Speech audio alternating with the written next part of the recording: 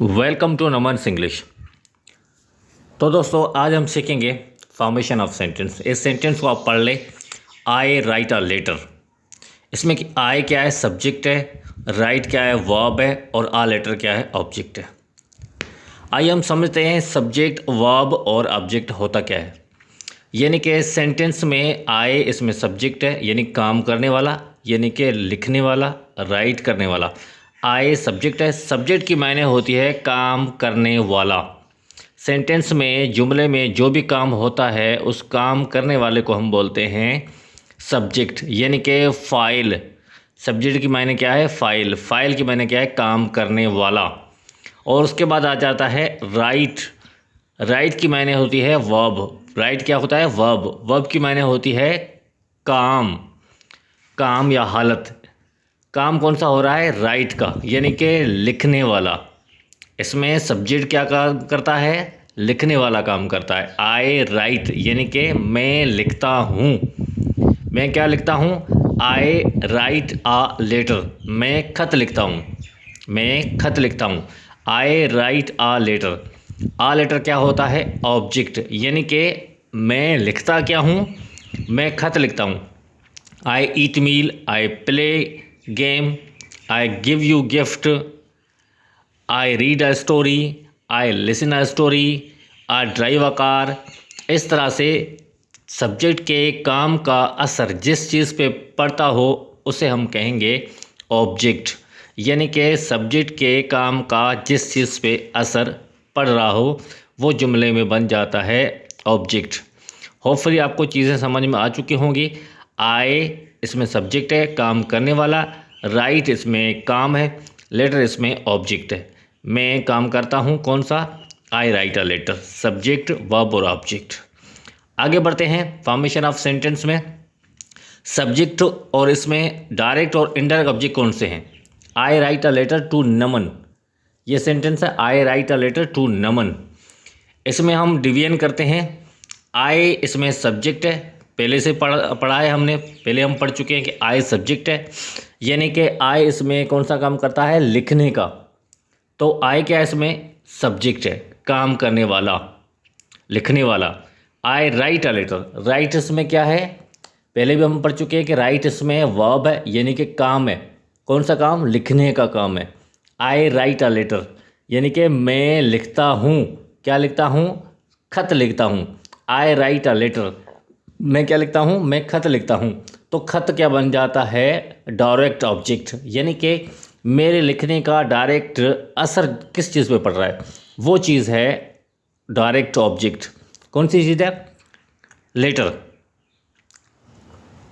और आगे बढ़ते हैं, किस पे लिखते हैं, किसके लिए लिखते हैं, किसको लिखते हैं, टू नमन। नमन इसमें क्या है, इनडायरेक्ट ऑब्जेक्ट, यानी कि हम खत तो लिख रहे हैं, किसके लिए लिख रहे हैं, किसको लिख रहे हैं, तो जाएगा कहाँ पर, जाएगा नमन की तरफ।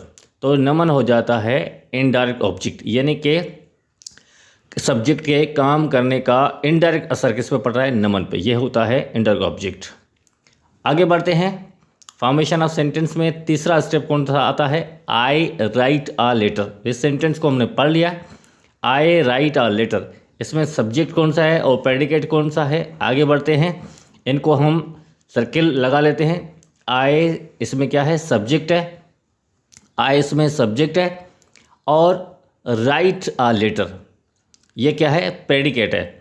सब्जेक्ट की मायने ये होती है कि जुमले में काम करने वाला, जिस भी सेंटेंस में जो भी काम होता है उसमें काम करने वाला जो होता है उसे हम कहते हैं सब्जेक्ट, यानी कि फाइल।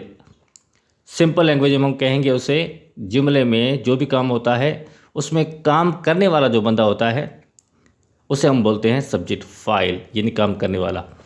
और राइट अ लेटर यानी कि सब्जेक्ट के अलावा सेंटेंस में, सेंटेंस का जितना भी पार्ट होता है, जो भी पार्ट होता है, जो भी हिस्सा होता है उसे हम कहेंगे प्रेडिकेट। सिंपल लैंग्वेज में यानी कि जुमले का वो हिस्सा जो सब्जेक्ट के बारे में बताए कि सब्जेक्ट क्या कर रहा है, कहाँ कर रहा है, कौन सा काम कर रहा है, किस लिए कर रहा है, तो वो बन जाता है प्रेडिकेट ऑफ सेंटेंस। जुमले का वो हिस्सा जो सब्जेक्ट के बारे में बताए कि सब्जेक्ट यानी फाइल क्या कराए, वो होता है प्रेडिकेट ऑफ सेंटेंस। आगे बढ़ते हैं फॉर्मेशन ऑफ सेंटेंस में। फोर्थ स्टेप कौन सा आता है, जुमला पढ़ लेते हैं हम। I write a letter to Naman. I write a letter to Naman, मैं नमन को खत लिखता हूँ, मैं नमन को खत लिखता हूँ। आगे बढ़ते हैं, इसमें डिवीजन क्या कहती है। आई सिंपली क्या है, सब्जेक्ट है, यानी कि जुमले में काम करने वाला आई क्या है, सब्जेक्ट है। राइट इसमें क्या है, राइट अ लेटर इसमें क्या है, प्रेडिकेट है। जुमले में राइट अ लेटर क्या है, प्रेडिकेट है, यानी कि सब्जेक्ट के बारे में बता रहा है कि नमन यानी कि आई राइट अ लेटर, यानी कि आई के बारे में बताया जा रहा है कि ये खत लिख रहा है, यानी कि मैं खत लिख रहा हूँ, या सब्जेक्ट खत लिख रहा है, खत लिख रहा है। तो ये क्या बन जाता है, सब्जेक्ट का ये प्रेडिकेट बन जाता है। कौन सा हिस्सा, राइट अ लेटर। और आगे बढ़ते हैं, किसको लिख रहा है, टू नमन। टू नमन यानी कि ये खत लिख रहा है नमन के लिए, या नमन को खत लिख रहा है। ये खत नमन की जानिब जाएगा, नमन की तरफ जाएगा, तो ये सेंटेंस का कौन सा हिस्सा बन जाता है, एक्सटेंशन ऑफ प्रेडिकेट, यानी कि ये इजाफा हो जाता है प्रेडिकेट का।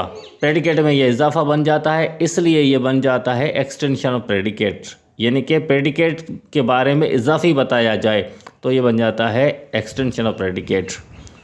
आगे हम बढ़ते हैं फॉर्मेशन ऑफ सेंटेंस में। फिफ्थ और ऑफली लास्ट पार्ट ही है जुमले का ये। I write a letter to Naman with red pen.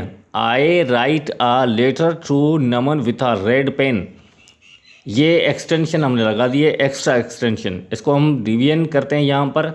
आई इसमें क्या है, सब्जेक्ट है, आई इसमें सब्जेक्ट है, और write a letter, write a letter इसमें क्या है, प्रेडिकेट है।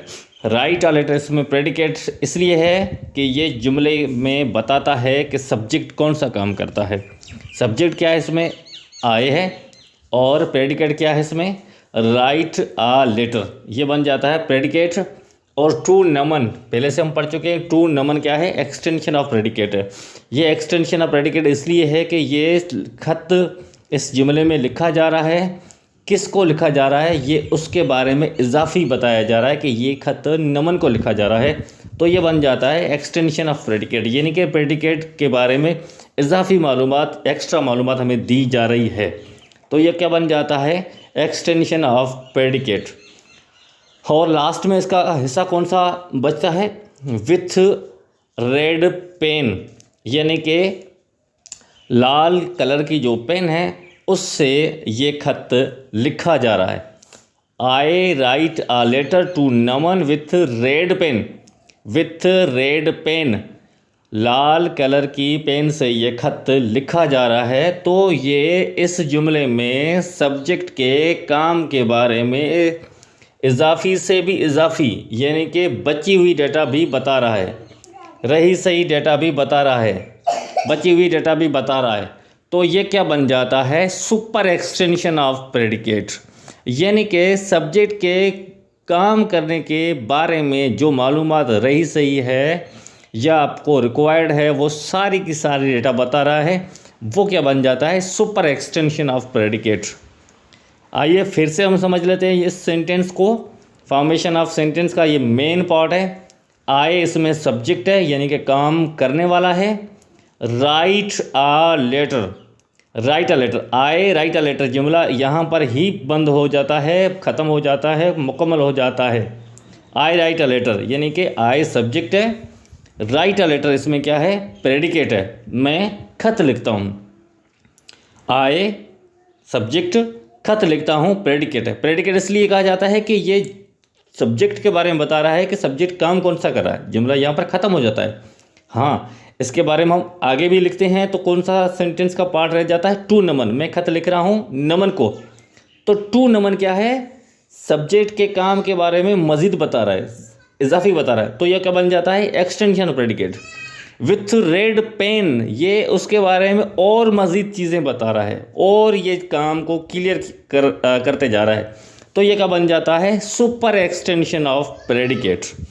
होपफुली इस सेंटेंस के फॉर्मेशन को आप, बनावट को आप, स्ट्रक्चर आप समझ चुके होंगे। For more videos stay connected with us. Thank you for watching Naman's English.